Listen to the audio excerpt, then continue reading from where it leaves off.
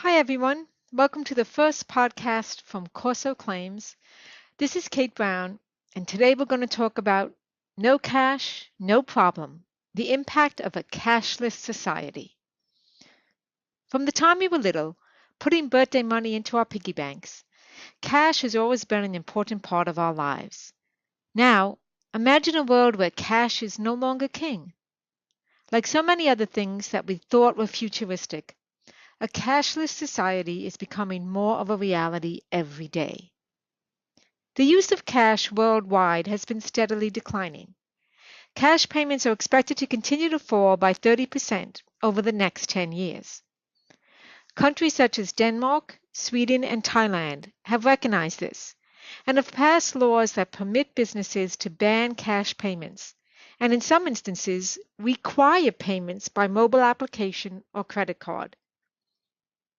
In Thailand, commercial and state-run banks have introduced a payment system which is linked to a mobile phone number and allows the consumer to pay for goods and services without using cash.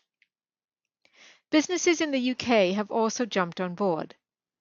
Citing an increased efficiency and speed during the lunchtime rush hour, the salad chain Toast has recently introduced cashless restaurants in the UK. In addition, Waitrose, a London-based supermarket chain, recently unveiled the first cashless supermarket in the head office of Sky TV.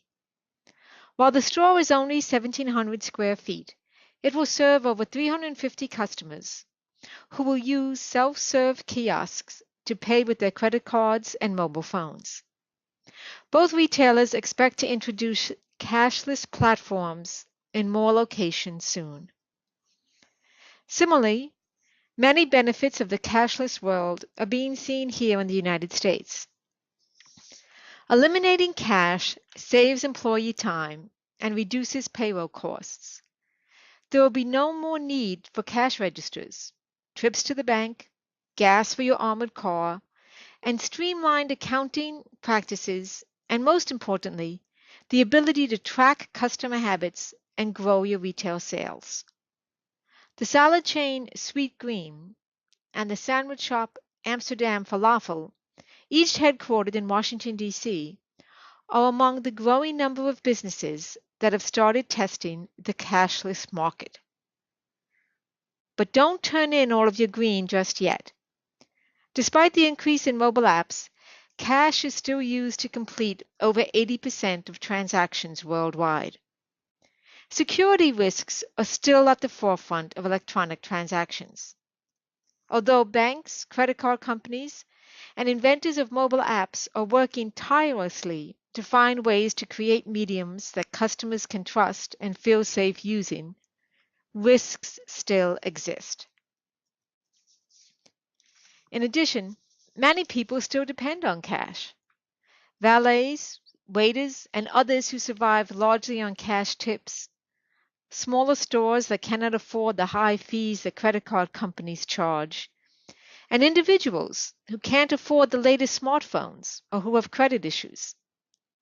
It is also worth considering the dilemmas that we will face when networks are down and consumers can't purchase groceries, gas, or oil because cash options are not available. There is currently no federal statute mandating that businesses must accept cash as payments for goods or services. Absent a state law to the contrary, private businesses are therefore free to develop their own policies on whether or not to accept cash. Massachusetts is one state that does have a law that prohibits retail establishments from requiring the use of credit to purchase goods or services. But this law is seldom enforced, and the statute does not impose a specific penalty on businesses that fail to comply. Retailers should familiarize themselves with the laws in the states where they operate before they refuse to accept cash payments. While the cashless world is certainly on the horizon, many kinks still need to be ironed out. We do need to start preparing for this new age now by considering how the insurance industry will need to revise our policy definitions to reflect an increasingly cashless society. For example, many of our policies say we will pay for loss or damage to money, which is defined as a currency, coin, and banknotes in current use and having a face value. Other policies cover loss of funds, but none of these definitions neatly fit the cashless society created by mobile apps. The convenience of paying by mobile phone, credit card, and Apple Pay could eventually eliminate the need to carry cash.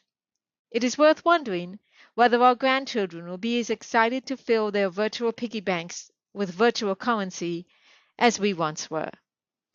Thank you for listening.